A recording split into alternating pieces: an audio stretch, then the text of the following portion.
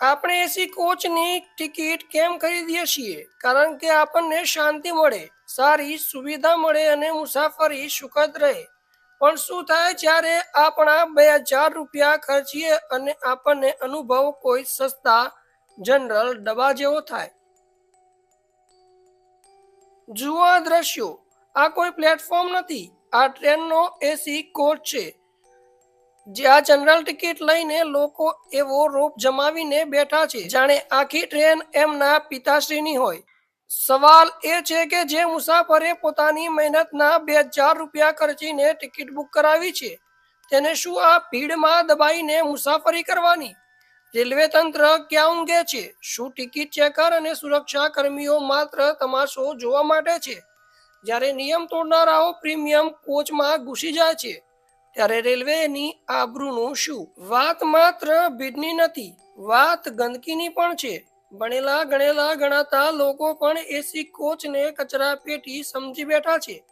સીટની નીચે મગફળીના ફોતરા, પ્લાસ્ટિકની બોટલો અને એઠવાડ. શું રેલવે મંત્રી પોતે તમારી સીટ સાફ કરવા આવશે? આપણે ડિજિટલ ઇન્ડિયા જોઈએ છે, પણ ડિસિપ્લિન ઇન્ડિયા ક્યારે બનશે? એસીમાં બેસવાથી કોઈ મોટું નથી બની જતું.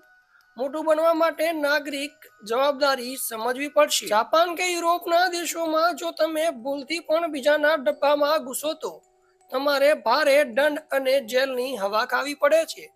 તેના લોકો પોતાની સીટની આસપાસ એક તણખલું પણ પડવા દેતા નથી. આપણે બુલેટ ટ્રેનના સપના જ જોઈએ છીએ, પણ આપણી માનસિકતા હજુ પણ પ્લેટફોર્મ પર કચરો ફેંકવાની છે. જો આપણે વિશ્વગુરુ બનવું હોય તો આપણે પણ પહેલા જવાબદાર નાગરિક બનવું પડશે.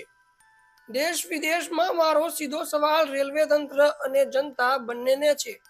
રેલવે તંત્રને સવાલ છે કે શું 2000 રૂપિયા લેવા છતાં સુરક્ષા આપવામાં તમે નિષ્ફળ નથી? અને જનતાને સવાલ એ છે કે શું ગંદકી કરવી એ તમારો જન્મસિદ્ધ અધિકાર છે? દર્શક મિત્રો, તમારી આ બાબતે શું અભિપ્રાય છે? શું આવા ગેરકાયદેસર ઘૂસણખોરો પર આકરો દંડ થવો જોઈએ? અમને કમેન્ટ બોક્સમાં જરૂર જણાવજો. તમે જોઈ રહ્યા હતા DM90 ન્યૂઝ.